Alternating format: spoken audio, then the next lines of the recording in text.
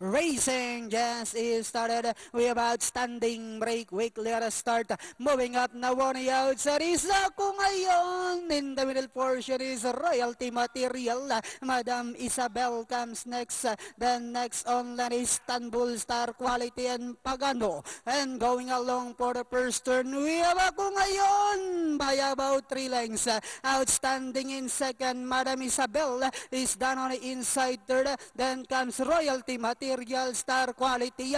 Pagano comes next while Istanbul now racing in last. Back to the leader. We have ako ngayon this time by about 4 lengths. Outstanding in second. Down on the inside is Madam Isabel. Star Quality comes next.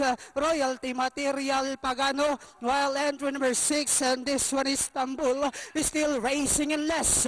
Last 400 meters of the race. We have ako ngayon this time by about 4 lengths. And in second is outstanding Star Quality. Down on the inside is Madam Isabel as they swing for home. We have ako ngayon now by about 6 lengths.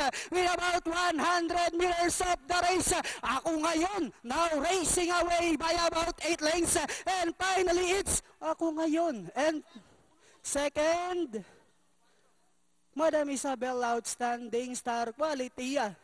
Then comes number 3, Royalty Material. A shocker.